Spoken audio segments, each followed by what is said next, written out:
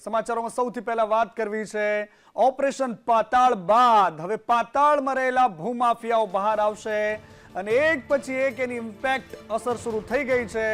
ભૂમાફિયાઓની સામે ભૂકંપ આવ્યો છે કારણ કે સંદેશ ન્યૂઝના અહેવાલ આ ઓપરેશન બાદ હવે ધમાકેદાર અસર જોવા મળી રહી છે અને તંત્રમાં ખળભળાટ છે। સતત રેડની કાર્યવાહી ચાલી રહી છે। અહેવાલ બાદ ગોરખધંધાને લઈને તંત્રની આંખો ખુલી છે। થાનના ભલુડા વિસ્તારમાં દરોડા પડ્યા છે। ગેરકાયદેસર માઇનિંગ પર ખનીજની ટીમો ત્રાટકી છે અને ભલુડા વિસ્તારમાં સૌથી વધારે ખનન થાય છે કે જ્યાં ખાણ ખનીજ વિભાગની ટીમ આજે ત્રાટકી છે। રહીને યાદ આવ્યું છે સંદેશ ન્યૂઝના દમદાર અહેવાલ બાદ હવે તંત્રને ખબર પડી। મારી સાથે આજ સ્ટિંગ કરીને આજ ગોરખધંધાનો પર્દાફાશ કરનારા કૃષ્ણા પટેલ મારી સાથે જોડાયા છે। કૃષ્ણા, અત્યારે તંત્ર જાગ્યું છે, એક પછી એક વિસ્તારોમાં દરોડાની કામગીરી શરૂ થઈ ગઈ છે અને ત્યાં સુધી કે કલેક્ટરે કહ્યું કે કોઈ ગામનો સરપંચ આ વાતને છુપાવશે તો એની સામે પણ કાર્યવાહી થશે। જી બિલકુલ મનીષ, ગઈકાલે આપણે બતાવ્યું હતું ઓપરેશન પાતાળમાં ધરતીના પેટાળમાં ચાલતો એક ખતરનાક ખેલ કે જેના કારણે ખનન માફિયાઓના ખિસ્સા ભરાય છે, કરોડોના કાળો કારોબાર। અને અત્યારે ઓપરેશન પાતાળ બાદ જે રીતે જે માફિયાઓ છે, ખનન માફિયાઓ છે, એમાં તો ભૂકંપ આવ્યો જ છે પરંતુ સાથે સાથે અધિકારીઓ પણ દોડતા થયા છે। ભડુડા વિસ્તાર છે, આપણને કહ્યું ભરૂડા વિસ્તારે થાનગઢ અને રૂપાવટી ગામ વચ્ચેનો વિસ્તાર છે। ચોટીલા થાન રોડ પર આવેલો આ વિસ્તાર કે જ્યાં 1.5 વર્ષ પહેલા આખી એક તસવીર સામે આવી હતી, સેટેલાઇટ ઇમેજ કે જેમાં 1200 જેટલા ખાડા પડેલા હતા અને અત્યારે જ્યારે ઓપરેશન પાતાળ આપણે બતાવ્યું અને એ કાળો કારોબાર કેવી રીતે ચાલી રહ્યો છે એ આપણે બતાવ્યું, તંત્રની ઉદાસીનતા બતાવી અને હવે તંત્ર દોડતું થઈ ગયું છે। અત્યારે જે વિગતો મળી રહી છે સૂત્રો તરફથી એ પ્રમાણે આ ભલુડા વિસ્તારમાં 55 ચરખી એટલે કે 55 કુવા પાસે અધિકારીઓ પહોંચી ગયા છે અને એના પર કાર્યવાહી ચાલી રહી છે। જો કે કેટલા સામે કાર્યવાહી થાય છે એ તો અધિકારીઓ પાસેથી વિગતો આવશે ત્યારબાદ જ સામે આવશે, પરંતુ સૂત્રો તરફથી મળતી માહિતી પ્રમાણે 55 થી 60 ચરખીઓ પર કાર્યવાહી અત્યારે બોલાવવામાં આવી રહી છે, તવાઈ બોલાવવામાં આવી રહી છે। એટલે આ બધી જ ગેરકાયદેસર ખાણો છે ભલુડા વિસ્તારની। ભલુડા વિસ્તાર એક કુખ્યાત વિસ્તાર માનવામાં આવે છે, જેમ કહ્યું કે થાનગઢ અને રૂપાવટી ગામ વચ્ચેનો આખો આ વિસ્તાર છે અને ત્યાં અત્યારે કાર્યવાહી બોલાવવાની શરૂ થઈ ગઈ છે। મનીષ, બિલકુલ કૃષ્ણા, આભાર આપનો, આપ મારી સાથે જોડાયા। પરંતુ હવે રહીને તંત્રને યાદ આવ્યું છે કે આ ધરતીને ચીરનારા માફિયાઓને બહાર લાવવા પડશે।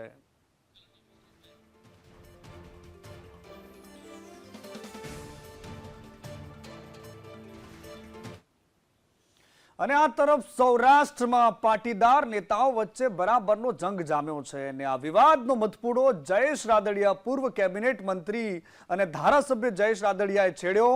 એક નિવેદન આપતા લગ્ન પ્રસંગના કાર્યક્રમમાં એમણે કહ્યું કે એક ટુકડી મારી પાછળ પડી છે અને ત્યારબાદ શરૂ થયું છે પાટીદાર પોલિટિક્સ અને પાટીદારોમાં મોટા નેતા બનવાની આ હોડમાં 20% ટપોરી ગેંગ મારી પાછળ પડી છે એવું જયેશ રાદડિયાએ કહ્યું ને ત્યારબાદ ધીરુ ગજેરાએ કહ્યું કે ભાઈ સમસ્યાઓ ઘણી બધી છે। ધીરુ ગજેરા પણ ખૂબ મોટું નામ છે પાટીદારોના સમાજમાં અને ખાસ કરીને જીપીપીમાં કેશુબાપાની સાથે પણ રહ્યા, ભારતીય જનતા પાર્ટીના દિગ્ગજ નેતા છે। અને બીજી બાજુ પરસોત્તમ પીપળિયા, એ પીપળિયાએ પણ એવું કહ્યું છે કે સ્ટેજ પર કેટલાક નેતાઓ ચડે તો પછી પાટીદાર નેતામાંથી ફાટીદાર નેતા બની જાય છે અને આ પ્રકારનો જંગ અત્યારે જયેશ રાદડિયાના નિવેદન પછી શરૂ થયો છે। ધીરુ ગજેરાની પોસ્ટ વાયરલ થઈ અને એમએલએ જયેશ રાદડિયાના નિવેદન મુદ્દે એમણે કહ્યું કે સામાજિક રાજકીય ઘટનાઓથી મન વ્યથિત થયું છે, આપણે લડવાનું છે સમાજની સમસ્યાઓ માટે, લડવા માટે સામાજિક સમસ્યાઓ ઘણી બધી છે, કુરિવાજો છે, દીકરા દીકરીઓનું સંતુલન નથી અને આ તમામ વચ્ચે વ્યસન, ખોટા ખર્ચાઓ, અંધવિશ્વાસ, આ બધી જ વાતો છે, આપણે એના પર લડવાનું છે, નહીં કે એકબીજાની સામે પ્રહારો કરવા માટે।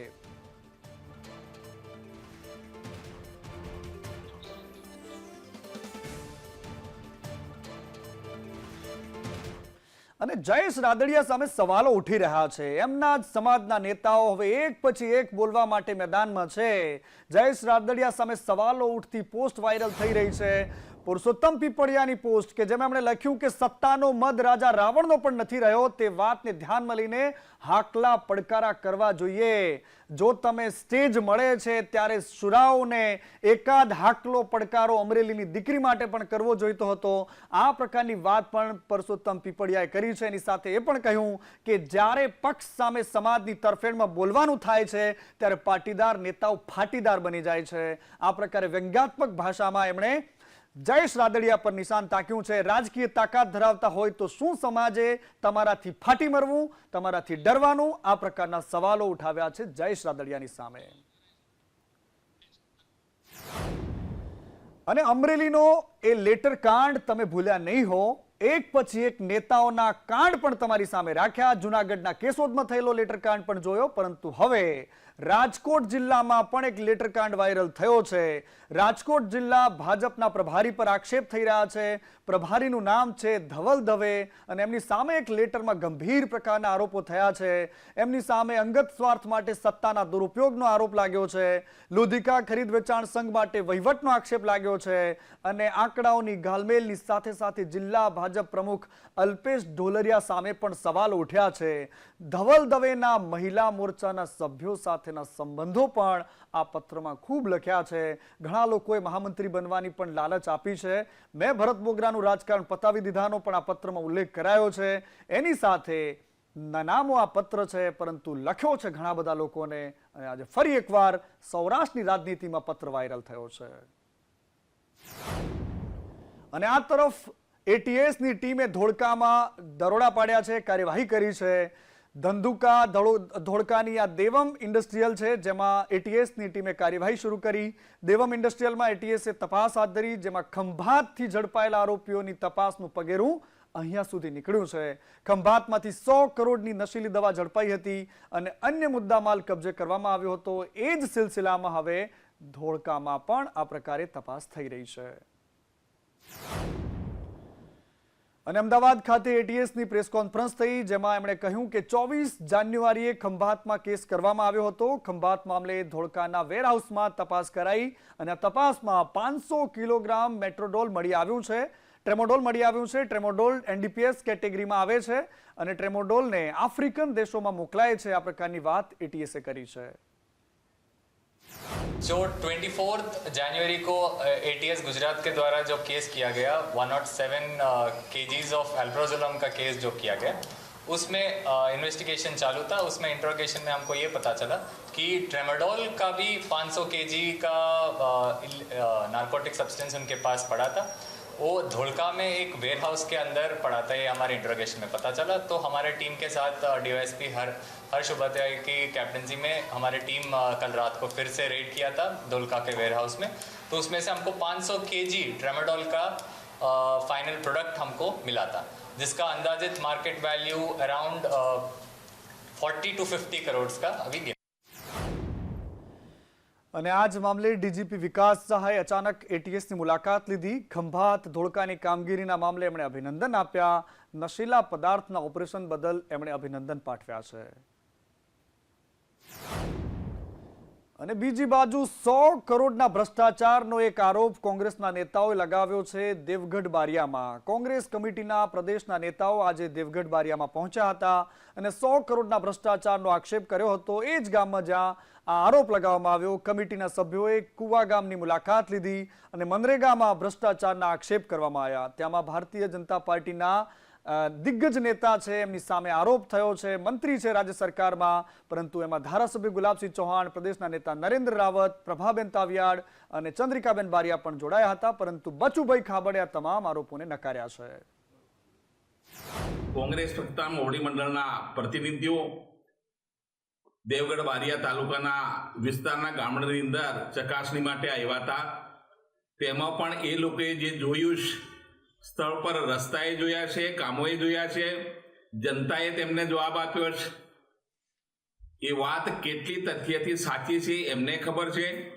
અને કે રસ્તા અને નરેગા યોજના એ કોન્ટ્રાક્ટની યોજના છે. એ કોઈને કોન્ટ્રાક્ટ આપતી જ નહીં. એ કામ આધારિત લેબર માટે કામ કરતી આ યોજના છે. અને મારો કોઈ છોકરો કોન્ટ્રાક્ટનો રસ્તા બનાવવાનું કામ કરતો નથી. અમે ત્યાં પાણીની ટાંકી પાસેથી ઉતર્યા હતા. અમારી ગાડી બી મહા મુસીબતમાં આવી છે. ગાડી બી પલટી ખાઈ જાય ખબર નથી, એટલે રોડ બનેલો નથી. સ્પષ્ટ રીતે ભ્રષ્ટાચાર, જે રીતે ધારાસભ્યશ્રીએ કહ્યું કે અહીંયા ગાડી પણ જઈ શકે એમ નથી, જે પ્રકારે કામગીરી કરવામાં આવી છે. અને ખૂબ ગંભીર બાબત એ છે કે રાજ્યના મંત્રીશ્રી પોતે જ એના ધારાસભ્ય અને મંત્રી હોય, બચુભાઈ ખાબડ, અને એમના પુત્રોના નામે જ કન્સ્ટ્રક્શન કંપનીઓ હોય અને એ લોકો જ ભ્રષ્ટાચાર કરતા હોય, અને આવો સ્પષ્ટ ભ્રષ્ટાચાર, આની તો તપાસ થવી જોઈએ. કુવા ગામનો જે આ રોડ બન્યો છે, તો એકવાર માટી મેટલ થયું છે, એ પણ ધોવાઈ ગયું છે. અને જેમ બીજી 4 વ્હીલર નથી જઈ તો 108 પણ ના જઈ શકે. વર્ષોથી આ બાજુના વિસ્તારને માટી મેટલના જ રસ્તાઓ છે. એ પણ પૂરેપૂરા થયેલા નથી. આમાં બધા કહે છે જે ગ્રામ વિકાસ એજન્સી દ્વારા ટેન્ડરો બહાર પાડવામાં આવે છે એમાં માટીકામો અને જે મેટલ નાખવામાં એ 90 mm હોય છે. આ કોઈ પણ જગ્યાએ 90 mm મેટલ નથી. આ તરફ નૌકાબેને જે વિવાદનો ભાંગરો વાટ્યો ત્યારબાદ ભાભરમાં હવે રાજનીતિ ભરપૂર થઈ રહી છે. બનાસકાંઠાના ભાભરમાં એસટી અને ઓબીસી સમાજના નેતાઓએ આજે વિરોધ કર્યો. નૌકાબેન પ્રજાપતિએ અનામતને માથાનો દુખાવો કહી દીધો હતો અને આ જ મામલે એસટી ઓબીસી સમાજના લોકો મામલતદાર કચેરી પાસે એકત્રિત થયા, નારેબાજી કરીને નૌકાબેનના રાજીનામાની માંગ કરી છે. આ તરફ કચ્છના દરિયા કિનારે દાદાનું બુલડોઝર ફર્યું છે. કચ્છના માંડવી બીચ પર ગેરકાયદેસર દબાણ હટાવવા માટેની કામગીરી હાથ ધરાઈ કે જેમાં લારી ગલ્લા ધારકોને નડતરરૂપ દબાણ દૂર કરાયા છે. વહીવટી તંત્રએ 150 જેટલા દબાણોને દૂર કર્યા છે. પોલીસ બંદોબસ્તની સાથે દબાણ હટાવવાની કામગીરી કરવામાં આવી. તંત્રએ તમામ વેપારીઓને વૈકલ્પિક વ્યવસ્થા કરી આપી છે. વિન્ડ ફાર્મ બીચ ઉપર લારી ગલ્લા કેબિનો અને જેવા આશરે 139 જેટલા દબાણો બીચ ઉપર થયેલા હતા. આ દબાણદારોને બીચ ઉપરથી હટી જવા અગાઉ જાન્યુઆરી માસના પ્રથમ વીકમાં સૂચનાઓ આપવામાં આવેલ. ત્યારબાદ વારંવાર સૂચનાઓ આપવા છતાં તો એ દબાણ હટાવેલ ન હોય. ઉત્તરાયણ અને વેકેશન જેવા પ્રસંગો પૂરા થયા બાદ આજે આ દબાણ હટાવવાની કામગીરી શરૂ કરવામાં આવેલ છે. આ તરફ જંબુસરના સારોદ ગામે તંત્રની મોટી કાર્યવાહી હાથ ધરાઈ. 510 એકર ગૌચરની જમીન પરથી દબાણો દૂર કરાયા. પાક ઉપર ટ્રેક્ટર ફેરવીને દબાણો દૂર કરવામાં આવ્યા. જંબુસર તાલુકા વિકાસ અધિકારીએ આ તવાઈ બોલાવી છે. કુલ 544 એકરની ગૌચર જમીન આવેલી છે. એમાં કુલ 510 એકરમાં ગૌચર જમીનમાં દબાણ કે જણાવેલ છે અને એ જે ફરિયાદ આવેલી છે એના આધારે કુલ 27 લોકોને આપણે નોટિસ આપવામાં આવેલી છે અને નોટિસના આધારે અમને નિયત સમયમાં ગૌચરનું જે દબાણ છે દૂર કરવાની અમને સૂચના આપવામાં. ગૌચરની જમીનની અંદર જે ખોટી રીતે વાવેતર કરેલું હતું તેને દૂર કરવા માટે ટીડીઓ સાહેબ, અમે ગામજનો સ્વચ્છિત રીતે અમે એને દૂર કરીએ છીએ. અને આવા જે બી દબાણો હોય જ્યાં બી હોય આખા તાલુકામાં જ્યાં જ્યાં હોય ત્યાં આગળ બી આવી રીતે દૂર કરવું જોઈએ. કેમ કે હવે જે સરકાર છે એ આક્રમક રીતે આને નાશ કરવા ફરે છે. એટલે અને આ તરફ મહેસાણા મહાનગરપાલિકાની દબાણ હટાવવાની કામગીરી હાથ ધરાઈ. રાધનપુર રોડ પર મનપા દ્વારા દબાણ દૂર કરાયા. શેડ, બાંધકામ અને દિવાલ સહિતના દબાણો દૂર કરાયા છે. હોટલ હોય, શોરૂમ હોય કે દુકાન હોય એની આગળના દબાણોને દૂર કરાયા. તંત્રએ પોલીસ બંદોબસ્ત સાથે દબાણ દૂર કરવાની કામગીરી હાથ ધરી અને 367 વેપારીઓને નોટિસ અપાઈ હતી. અને બીજી બાજુ હરિઓમ હરિઓમ બોલનારો આસારામ હવે હવાલાતમાંથી બહાર છે અને અમદાવાદમાં પહોંચ્યો છે. સૌથી પહેલા એણે પાલનપુરમાં પાખંડ કર્યો, સેંકડોની ભીડ ભેગી કરી. મહેસાણામાં પણ જબરદસ્ત કાર્યક્રમ કર્યો, સમર્થકોને ફોન બંધ કરીને બોલાવ્યા અને હવે અમદાવાદના એના સૌથી મોટા આશ્રમ મોટેરા આશ્રમમાં એ પહોંચ્યો છે કે જ્યાં 12 વર્ષ બાદ આવ્યો અને અહીંયા પણ એની લીલાઓ શરૂ કરી દીધી. એક પછી એક એના પોતાના સમર્થકોને મળવા માટે સિલસિલેવાર બોલાવી રહ્યો છે. થોકબંધ સમર્થકો મળી રહ્યા છે. જેલની બહાર આસારામની મુશ્કેલીઓ વધી શકે છે કારણ કે સુપ્રીમ કોર્ટે એને સારવાર માટે જામીન આપ્યા છે અને એ પણ શરત છે કે મેળાવડા નહીં કરી શકે, થોકબંધ લોકોને નહીં મળી શકે, પરંતુ સાધકોની ભીડ જમાવતો આસારામ કાયદાથી પણ ઉપરવટ જઈને કામ કરી રહ્યો છે. અને આ તરફ રાજ્યમાં નકલીની બોલબાલા વધી છે. ક્યારેક નકલી ઘી હોય તો ક્યારેક નકલી પનીર, બટર, તમામ વસ્તુઓ નકલી મળી રહી છે અને રાતોરાત કમાઈ લેવાની લાયમાં ભોળી પ્રજાના આરોગ્ય સાથે ચેડા થઈ રહ્યા છે. પાટણના સિદ્ધપુર જીઆઈડીસીના મેટ્રો ઓઇલ મિલમાંથી લાખોની કિંમતના શંકાસ્પદ તેલનો જથ્થો હાથ લાગ્યો છે. એસઓજી અને ફૂડ વિભાગ દ્વારા સિદ્ધપુરની જીઆઈડીસીમાં આવેલા 133, 134 અને 135 નંબરના ગોડાઉનમાં તેલનો જથ્થો મળી આવ્યો છે, જ્યાં ભેળસેળયુક્ત લાખોની કિંમતનો જથ્થો ઝડપી લેવામાં આવ્યો છે.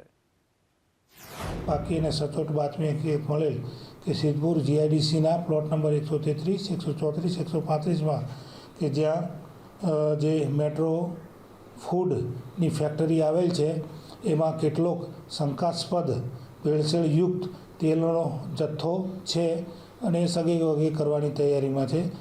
જેથી બાતમી હકીકત મળતા પીઆઈશ્રીએ પોતાના સ્ટાફ સાથે ત્યાં જઈ અને બાતમી હકીકત વેરીફાઈ કરતા તેમને બાતમી હકીકતમાં તથ્ય જણાતા તેમણે તુરત જ ફૂડના અધિકારીઓ અને એફએસએલના અધિકારી તથા પંચો વગેરે બોલાવી અને આ જગ્યાએ રેડ કરતા ત્યાં કુલ 3 ઈસમો હાજર મળી આવેલ.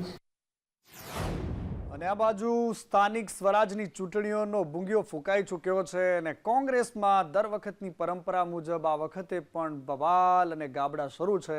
ખેડાના કપડવંજમાં આજે મોટું ગાબડું પડ્યું છે. 200 જેટલા કાર્યકર્તાઓએ કેસરિયા કરી લીધા છે. નડિયાદ કમલમમાં પહોંચીને કેસરીઓ ખેસ ધારણ કર્યો. કપડવંજના ધારાસભ્ય અને જિલ્લા પ્રમુખ સહિતના આગેવાનો હાજર રહ્યા. વાત કરવી છે ભાવનગરની. ભાવનગરમાં ધરણા કરતા લોકોની પોલીસે અટકાયત કરી છે. હિત રક્ષા સમિતિ દ્વારા મનપા પરિસરની અંદર ધરણાનો કાર્યક્રમ હતો. ગઢેજી શુદ્ધિકરણને લઈને કબજો ખાલી કરવા માટે નોટિસ તંત્રએ માંગ ન સ્વીકારતા એ નોટિસ પાઠવવામાં આવી હતી. વિરોધ પ્રદર્શન કાર્યક્રમ ચાલી રહ્યો હતો. ઘર સામે વૈકલ્પિક વ્યવસ્થા કરો આ પ્રકારની એમની માંગ હતી. અને દિલ્હીમાં ઝૂંપડપટ્ટી રેગ્યુલાઇઝ થાય છે, કાયમી થાય છે, તો પછી ભાવનગરમાં કેમ નથી થતી અને ભાજપના નેતાઓ ચૂપ કેમ છે એવા સવાલો પણ ઉઠાવ્યા. ખબર ગુજરાતનું બસ આટલું જ. હવે પછીનું બુલેટિન જોશો આપ સુપરફાસ્ટ 100 મારા સહયોગી ઉત્સવ સાથે. મને રજા આપશો. નમસ્કાર.